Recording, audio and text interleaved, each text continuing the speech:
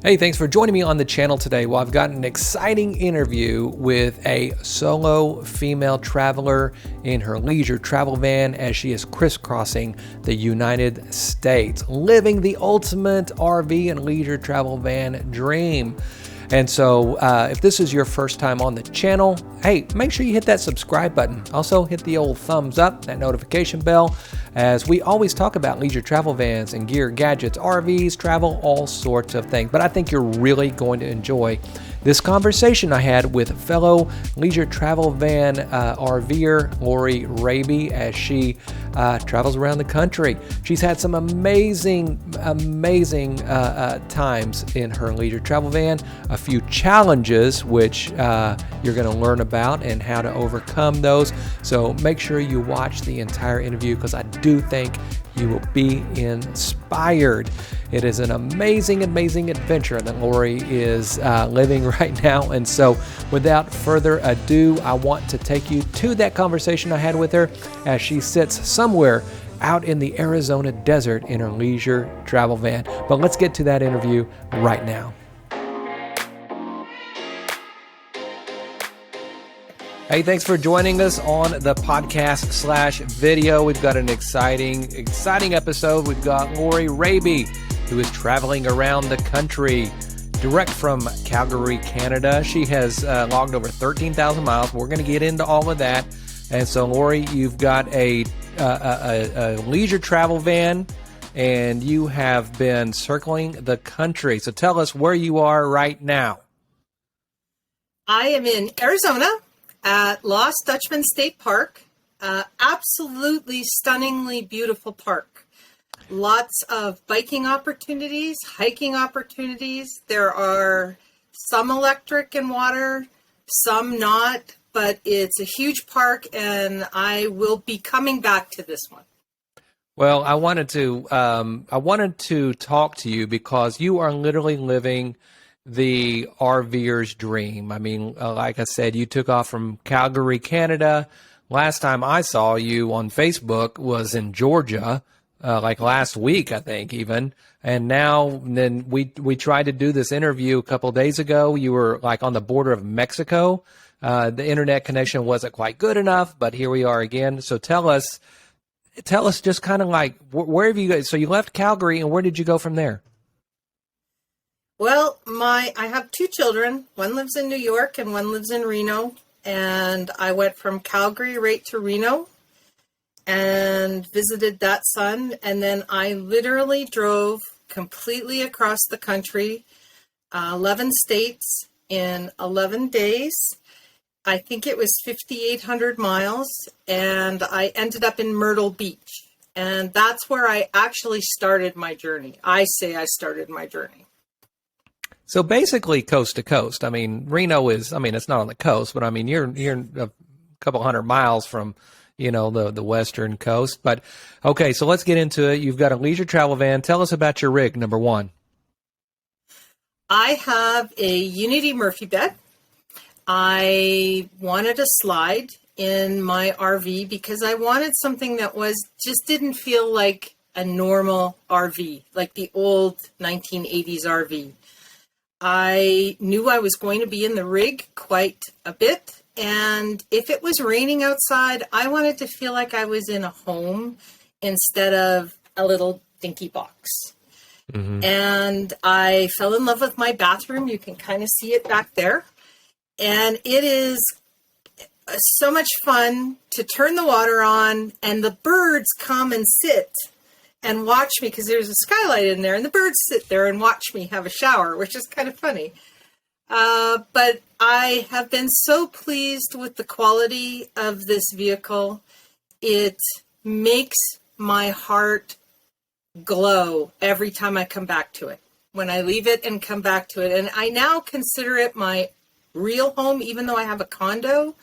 To me, this is my real home now. Yeah. And so, you and I were talking even on Facebook before you got the leisure travel van. You were in the waiting game, just like everybody else. Yeah. How long did you have to wait to get yours?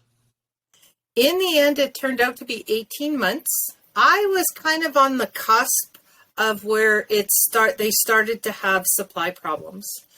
And I had 3 different delivery dates, which in and of itself wasn't a big deal, but you get excited. And then all of a sudden they phone and tell you, nope, something else just didn't come in.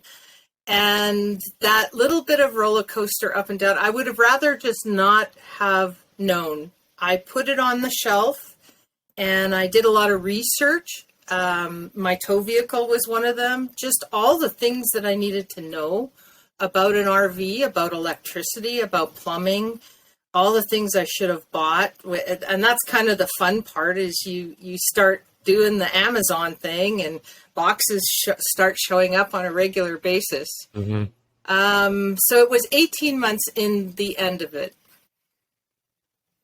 Right. Okay. And so you're solo. You're going by yourself. You're a single female traveling around the United States. Now, I know a lot of people who've even been RVing for a little while who get intimidated by a long trip like that. But you have been going how many months now? 3, I think? No, I'm on the tail end of my 4th month, starting my 5th. Oh, wow. And so obviously you have been doing fantastic. I mean, just living the life. If you haven't seen her images on Facebook, you're a great photographer as well. Take some beautiful pictures. You sent me some pictures of your LTV in the tow vehicle for my article on the Leisure Travel Van blog about which tow vehicle is best, which was beautiful imagery. So you're just having a blast. I mean, tell us about what are your goals when you get to a spot, and are you choosing a spot for photography? I know you kayak. I know you do all of those things. So tell us about, because you're footloose and fancy free. You can do whatever you want. And so what's making you go to a place, and then what are you doing? I started with, because I was RVing in the winter, that limits where you can go. So I first started with Googling all the monthly temperature averages in all the places I wanted to go to. And my son's request for Christmas kind of put me where I started my journey. And I knew I was going to spend all of January and part of February in Florida, because you have to go as far south as you can get to be safe and not have to winterize. And as we all know, this year was a very unusual year for winter weather. And even going that far south sometimes wasn't quite good enough. So I had to do by regions first. And I do like to book all of my RV stays. I know there's people out there that just like to pick up and go, and they'll book something the day of, or they'll do a harvest host.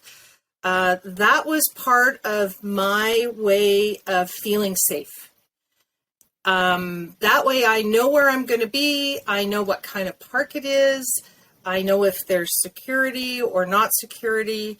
I started with state parks, and our LTV group was the one that got me really excited about state parks.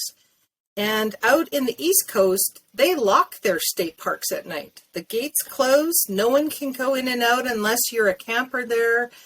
And it really made me feel safe. So once I was on the East Coast, I had to try and decide, how am I going to fill up 6 months worth of travel? Like, it was like, goodness, that's a big amount of time. And I started with themes. So my first theme became Florida. And yes, all of my stops were picked for kayaking or hiking or photographing. I have been in only 2 major cities on this entire journey. One was Houston, and I skirted Phoenix. I haven't gone inside of it. And the other one, I can't remember which one it was now, but I've tried to do all rural travel, which takes you on some interesting roads. Google wants to take you down some really interesting roads. So I had a lighthouse theme. That took me to several different islands. I had a kayak theme. That took me to certain state parks. Once I started coming back across, it was all, what are the major parks I want to see? National parks, state parks. I've hit every national park south of the 49th parallel so far. I think I will wind up with 20 national parks under my belt, and I think I'm on almost 40 state parks now. Wow. Okay, so why did you take off on this epic journey? Well, I mean, what led up to that, if you don't mind me asking?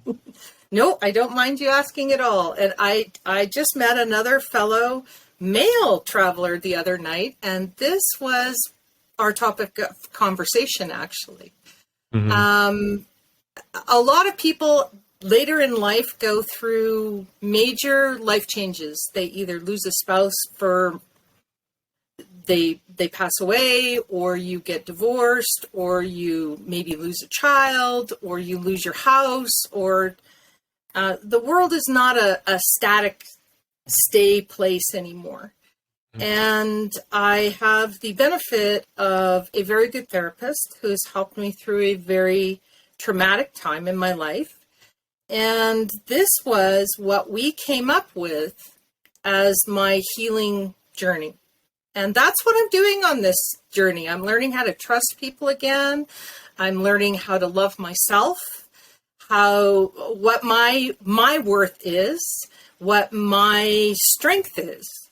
A lot of that was taken away from me, and it's really nice to get it back. Well, I can tell you, if you're RVing across the country, RVing, thankfully in a leisure travel van, it's not as difficult as in some RVs.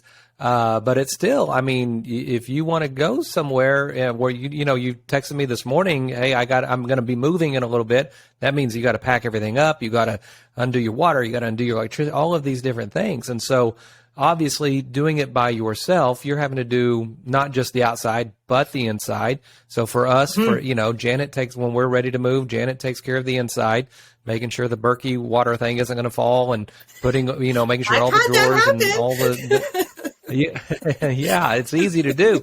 Making sure the pantry is locked. Then I do all of the outside. I make sure that the water, all the bays are shut. And so you have to do it all on your own, and then you have to do it. So obviously you're an extremely strong and capable person, and just the being able to go and just across the country is amazing. I mean, I'm very jealous. I mean, we just went to Florida and back, and that wasn't enough for me. And you've done that probably 3 times, as far as mileage you've gone already. I think I was adding it up the other day, and I think it's 22,500 miles in either vehicle. So I have the tow vehicle and the RV. And I've counted the tow vehicle. Yeah, so let's talk about... Yeah. So let's talk about the tow vehicle for a minute. So, I finally got my tow vehicle. It's been 2 years, but I finally got my tow vehicle. I desperately wanted a Subaru Crosstrek like you have. Janet said no because it's manual transmission. And so I finally got the Ford Maverick, which is automatic. But anyway, you have my dream setup. You've got your Crosstrek, you've got a kayak on top, you got your bike, all of these things. So why did you choose a Crosstrek? I wanted an off-road capable vehicle. I wanted a very sturdy vehicle, a vehicle that had excellent resale, and I wanted a vehicle that had a really strong track record for not breaking down and being very reliable. I did look at every single vehicle that can be a tow vehicle. I went and read all of the manuals. I even went to and sat in some of them, because the vehicle you just bought was on my final 3 list. I loved the idea of having a hybrid, actually. Mm-hmm. I drive a hybrid when I'm not on the road, and I really like hybrid vehicles. I also wanted it to be a bit edgy. Mm-hmm. I didn't want to, no offense to anybody who drives more of a plain Jane type of vehicle, but I really wanted this vehicle to be an extension of my personality. And it has hit the nail on the head. I get more compliments on the vehicle sometimes than I do on the LTV. I mean, I'm telling you, I'm really, and you've got that really cool, it's kind of a grayish blue. I mean, it's really, your setup is like my dream setup. So anyway, I'll live vicariously through you. Thank you. But I'm glad we finally got our tow vehicle. Okay. So towing a tow vehicle, I know a lot of people probably would be intimidated. Some people are even intimidated driving the leisure travel van, which is an extremely easy, thing to drive. And so what's it like towing a vehicle? What kind of precautions do you need to take when you're, say, changing lanes? And then what kind of fuel mileage are you getting towing the Subaru? Those are all really good questions. First, I want to tell everybody that I got my leisure travel van and I took it out in every single horrible weather condition first to see how it would handle by itself. I wanted to know what noises it made, how it accelerated and decelerated. I wanted to know if it was going to shift or shimmy. And then I hooked it up to my tow vehicle. And then I went out and I practiced just driving with the tow vehicle in all kinds of weather. And it is precautions. Never, ever let someone talk to you when you're hooking up your tow vehicle. That is the most important thing you are going to do in your day if you tow. And if you do it wrong, you can wreck both the LTV, the car. I have a stay and play brake system, which I would recommend to everybody. That little box thing that you take in and out, that's another step that you have to attach it to the brake pedal. And as a solo woman, I thought, I need to eliminate steps. I don't need to add steps. Mm-hmm. And the stay and play also charges your tow vehicle's battery while you're driving down the road. So you don't have to stop and run the engine like many of the tow vehicles recommended. It is a really relatively simple system to use. And I see out here on the road, the people who RV full-time, they all have tows. And we all talk about what we have, and we all have the same system, either the Road Trek arms or the Blue Ox arms, but the stay and play is the number one. That's the key. It's more expensive, but it's worth every cent. I'm glad you said that, because I'm looking for a setup, so I want you to send me everything you've got, because I'm going to be setting up that Maverick. So send me everything you've got. So I want to make sure I get the right stuff to set up ours. But my other question was, so I get about 16 miles a gallon, sometimes 17, going down the highway in the leisure travel van, not towing anything. What are you getting towing a vehicle? Depending on the topography, I will get between 14 and 16 miles to the gallon, which I think is amazing. You're still getting... so you're still getting 16 even towing the Subi? Sometimes, yeah. If it's bone flat and there's no wind, and I'm driving using the cruise control, so you're keeping it at a level pace, you can still do 16 miles to the gallon, especially if you have a tailwind and it's helping you out. Yeah. I mean, even at 14, I mean, that's unheard. That's like what an F-150 gets without towing anything, And so, the fact that you've got a motorhome plus a tow vehicle, I mean, that's good news, especially when gas prices this big. So, okay, so that's another thing. So gas or fuel prices, diesel, when you started, they were not $5 a gallon. And so how are you coping with this? I don't look at gas prices. I am fortunate enough that does not have to factor into why or how I'm doing this. And I look at it as the opportunity cost of what I'm doing.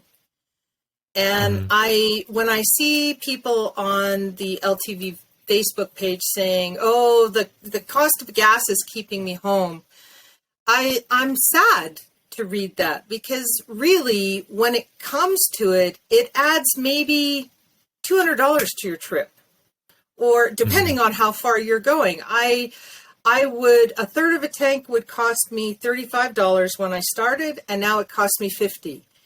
But I just kind of go, okay, so I'm going to put in a good little bit more for this journey, but I'm not going to stop. And actually, it's keeping people home, which is good. If people want to stay home, right, I'll take their spaces. Absolutely. And so, and that's one of those things that I say. I mean, obviously, RVing in general is expensive. I don't care whether you have the least expensive travel trailer or you have a leisure travel van. Everything about RVing is expensive. And so if you're letting, a dollar a gallon on diesel keep you home, then I think you've got the wrong mindset, because RVing is not, they're an investment now. You could sell your leisure travel van for more than you paid for it right now. But in typical terms, RVing is an investment in life, not in finances. And so that's the way that I look at it, because we paid $5 a gallon when we went to Florida and back. And it's a bummer, but I don't care. It's that's the cost of doing business, right? So, yeah. All right. So let's talk about now being single out there on the road, being literally, you were in, you should, whenever we were talking a couple of days ago, you turned the phone around, you said, that's Mexico. And so tell me about how you feel, how you keep yourself safe, how you feel comfortable. Being just right next to the border, even in the middle of the desert. So tell me a little bit about that. So I have been a wanderer my whole life. I actually went solo to Africa back in the 80s and went literally across the Sahara Desert. I realized that there are inherent situations that can be interesting and dangerous. I try not to attract attention to the fact that I'm solo. But as soon as my rig pulls into a campground, the men are like, look at your setup. And they're not talking me. They're talking my rig. And the rig attracts people to me. And I had to get used to that at first. That was, but I think the number one thing that I do that keeps me safe is I own my strength and my confidence. The minute I step out of my vehicle, I know I am being watched, sometimes judged, but also I think they're trying to see if I might be a target as well. And if you do what you need to do outside in a very confident manner, so they will look somewhere else. I'm sure they want the less beefy target. I would fight back, and people know I would fight back. Just by meeting me, they know the strength that comes out of me. And I think that's one of the biggest things that I use. I also use just being aware of my surroundings constantly. I have a review camera that's on all the time. I use that also to know if someone's following me. There have been a couple of times that I've had people follow me literally within feet of my Subaru for 100 miles. And when I can see that, I can take action and I can pull off in a safe place and just let them go by. So I'm constantly, when I pull into a place, I'm looking around. I'm looking to see couples, singles, where's the camp host? I introduce myself to the camp host. If I don't feel comfortable in a park, I use the words, I don't feel safe, and people listen pretty quickly. I have only had two really touchy situations, but I think I handled them well, and they didn't last very long, and I just didn't let them be part of the journey. Right. Well, in every RV trip, whether you do a weekend or you do what you're doing, you're going to face challenges. You faced a major challenge with your entire Mercedes-Benz chassis like going kaput on you. Yep. So tell us about that experience, how you handled it, because you and I were talking on Messenger, about it. And I mean, I just felt so bad for you because it's your home. Your home had to go to the shop. So tell us about what happened. I was at FDR State Park in Georgia, kind of the middle of the state. It's a beautiful old park. But the problem is check-in is at the top of a mountain. You literally have to drive up the mountain going 10 miles an hour and park at an angle at the top of the mountain. And then you come back down to your campsites. And the rig had been performing really well. I just finished driving 5 hours to get there. And it was a repositioning day. Sometimes I do 5 hours. I don't like to.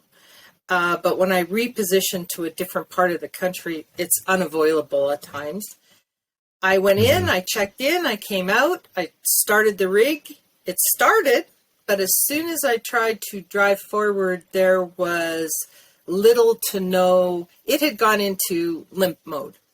I had never known what limp mode was before, but I sure know what it is now. And I guess there's certain levels of limp mode depending on the severity of what's going on inside the engine. The engine will protect itself.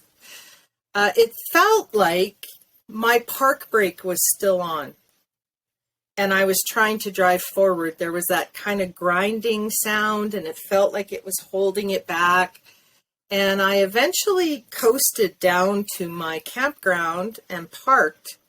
But literally going backwards into the campground, it wouldn't reverse. Like there was I had my foot to the floor and I wasn't going anywhere. So what happened was 3 different things happened all at one time. And I think they also think that the severity of the incline had something to do with all 3 breaking down at once. The C-clamp for my air intake into the engine exploded. So the engine was no longer getting air.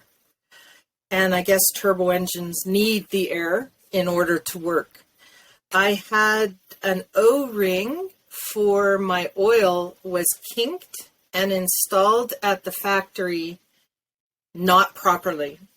And when they explained that the engine basically flooded and burped when it couldn't move because I was trying to get it to move.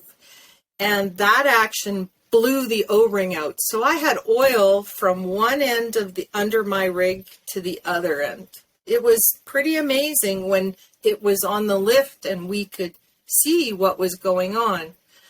The third thing was my park brake had been, he called it soft. So it never fully disengaged. And that also came from the factory that way. So on the inside of the rotor, you can see where the park brake carved this little line all the way around the inside of the rotor. So my gas mileage has gone up now because they rebuilt. I would imagine so. Yeah. So all of these things literally shut the rig down. And I was fortunate enough to find a Mercedes dealer about 40 miles away who treated me like a queen and got I call my rig the Queen Bee, got my bee back on the road in under a week. And they rebuilt the brakes and literally shampooed the engine. And it took him 4 days to figure out what the oil leak was. And when he finally figured it out, he fixed it. And then he drove my rig 200 miles before he would give it back to me. Because he knew I was a single solo woman out in the middle of nowhere. And they lived through me not being able to get a tow off the mountain like all of the Facebook lived through me. I'm going, oh my God, they just canceled my service request and they can't find a tow. And it was the dealership who found the tow truck. Wow. And that's fantastic. So, you know, and our rigs are the chassis are actually made in Germany. And so, yes. And they're shipped over here, then Leisure Travel Van puts them together. So obviously this wasn't Leisure Travel Van's fault, but how was your experience with Leisure Travel Van? Did they help as well? Oh, they were so bang on. I had been dealing with Daryl I had a faulty thermostat. So I got to deal with Daryl in warranty. And that was the second phone call I made after I called Mercedes-Benz and Roadside. I called LTV and I got Daryl on the phone, and he was horrified that the Roadside had left me where I was.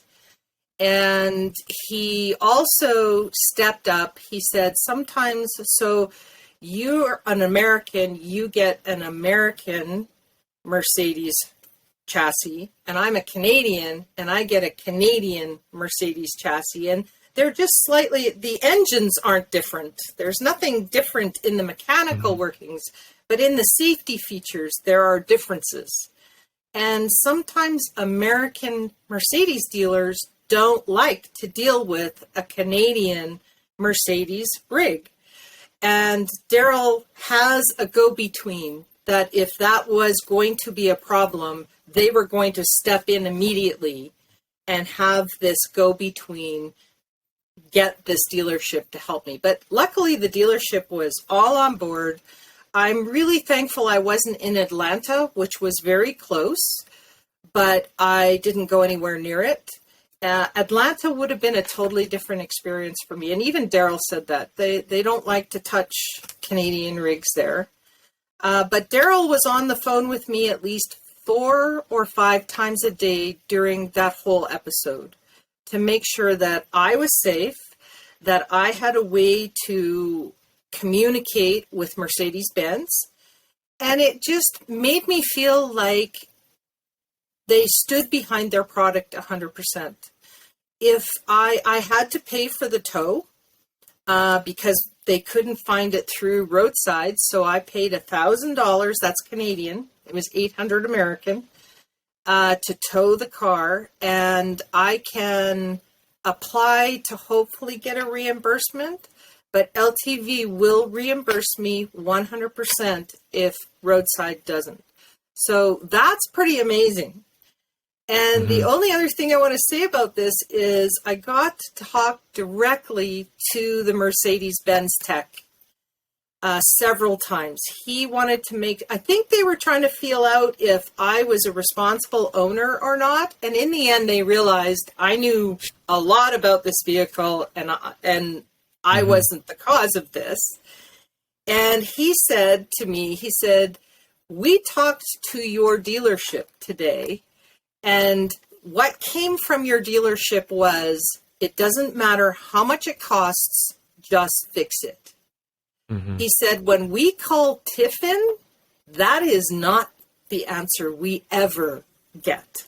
We don't like dealing with a lot of motorhomes because they don't support their product. So they were happy to learn what a leisure travel van was. And I was thrilled to hear that they liked working on my rig.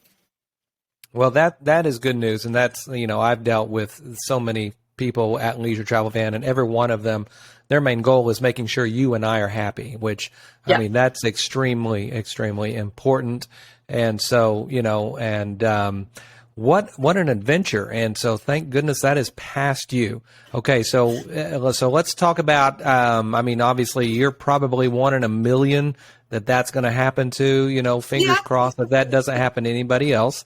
And so, but you need to be prepared for it. You do need to be prepared for it. Be prepared.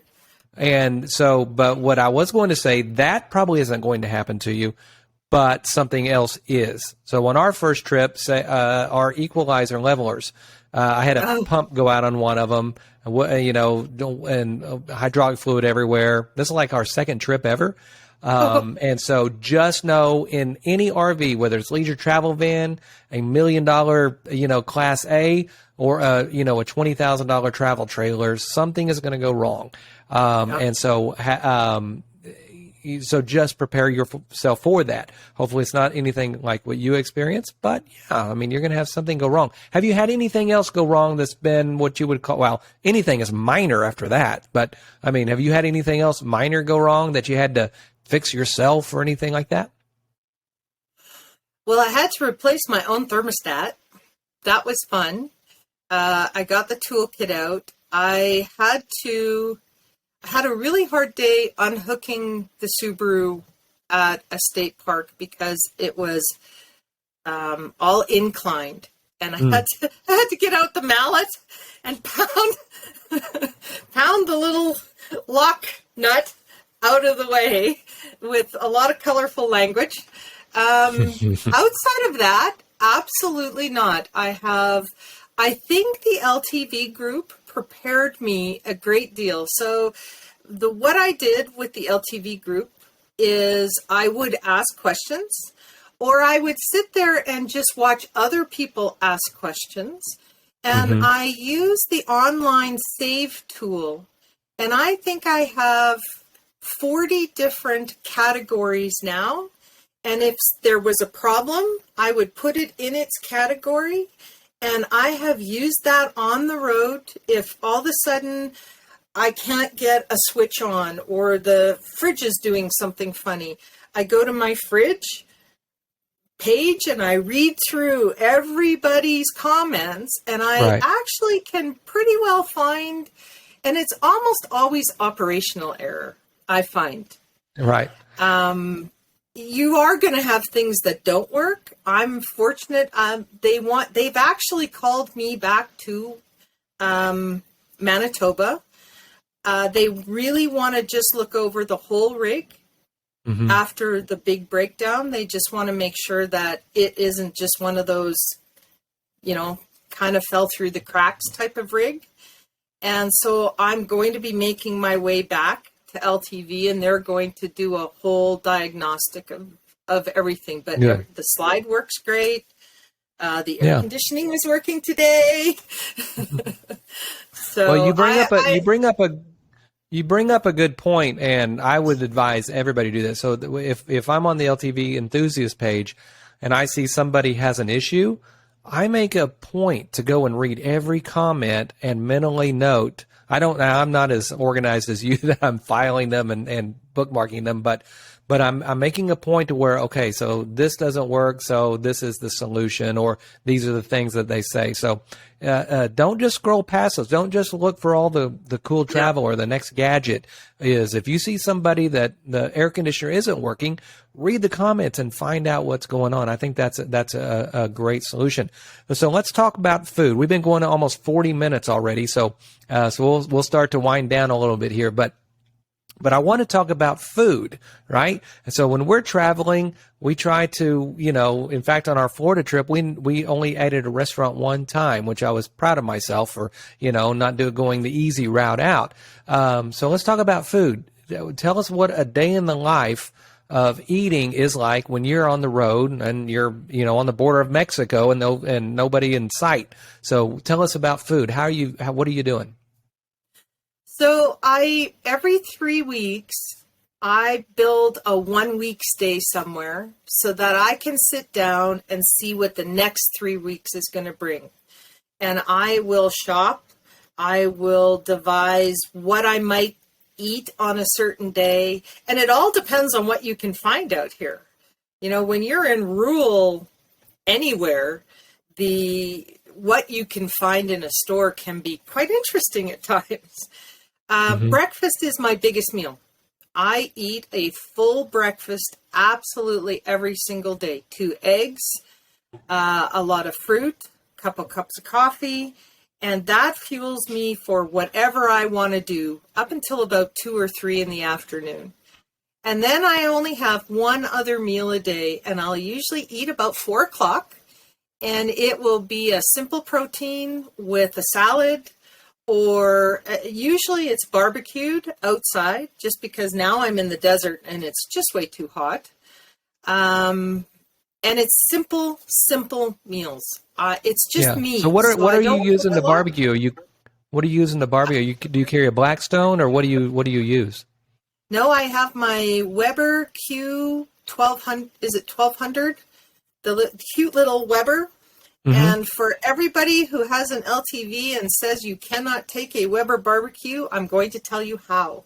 It's the guy who came and changed my tank around so that I could just hook into the rig said, I take the lid of my barbecue off every time I store it.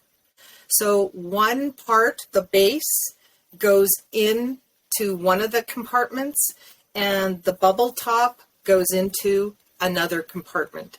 And that makes me clean the barbecue all the time. And I bought the little cover, so the part that has the grill gets the cover on it when it's inside. And that's how I take my little barbecue. Well, that's awesome. I love the idea that you're going 3 weeks, you stop for a week and regroup. I mean, that is so much. That's incredible. What are you using to plan your trips? You use RV Trip Wizard or something like that? I do. I love RV Trip Wizard. It is, if you take the time to learn to use all of the tools that it has, one of my favorite tools is the concentric circles. Mm-hmm. So you can put in a amount of travel time that you want to drive. Say you only want to drive 2 hours a day. It can put a circle out for 2 hours from the location that you are at. And it helps you, instead of guessing, oh, how far can I drive in 2 hours? It actually tells you, if you're going the speed limit, how far you can go. And I find that's a really wonderful tool. I did notice, though, that not all the times are the national or the state park campgrounds listed. Sometimes sometimes I go right out there and Google camping in Grand Canyon. Mm-hmm. And all of the state and national parks will come up. And sometimes they're on Trip Wizard and sometimes they aren't. So I use Google a lot. I've used the LTV group a huge amount. I used Google Maps, and every time someone posted a beautiful place, I went onto my Google Map and I put a heart there and went, this looks really cool. Mm-hmm. I eventually want to go there. So on this trip, I've broken it down into months. So each month I plan 1 month ahead for the next month. And I will plan where I want to go, what I want to do, what I want to see. And I will book all of the places for that entire month. And Trip Wizard makes that job so easy because you can go right to their websites. And if they don't book online, I don't go to that place. I'm not going to play telephone tag when I'm on the road. I don't touch my phone. When I start driving, my phone is in a secure place and I don't touch it. It's like smart. I'm full on. Well, no telephone tag. That's good. So anyway, I'm going to let you go here in a sec because, I mean, you turned off the air conditioner for this interview, so we wouldn't hear it. So I know it's probably getting hot in there. But I want to wrap up with this question. So you have obviously circled the country and come back again. Tell us one place that you 100% tell us to go to and that you would go back to again. Holy cow. That's really hard because almost 90% of the places I've gone to, I would say that. If I had to pick one, and I'm apologizing to everybody in the West because I have not been in the West yet on this trip, but if I had to pick one, it would be Big Bend National Park. Really? I absolutely adored Big Bend National Park. Wow. It's a big place. It's a hard place to get to. I don't recommend staying in the park. I didn't really like their campgrounds. I stayed in Lajitas, which is about 28 kilometers away, and you had to go through Churalinga, which is something everybody says you need to do. I will go back, and I think next year I'm going to spend 2 months at Lajitas. Yeah. And did you go to Just Palo in Duro one Canyon? spot. Yep, Yeah. all of it. And there's so much opportunity to do because Lajitas is right between Big Bend National Park and Big Bend State Park.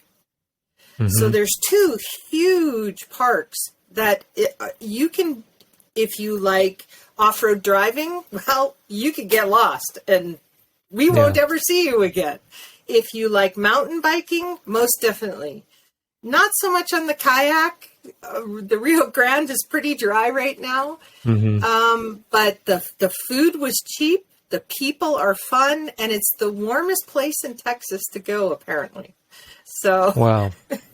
Well, look at that. I had no idea you were going to say one of our Texas areas. So that's exciting because that's, I mean, just about 4 hours from us. So, so we'll probably maybe just hit that this weekend. Who knows? So we may drive over there. I want to say one more thing. The state that has the best state parks so far is Georgia.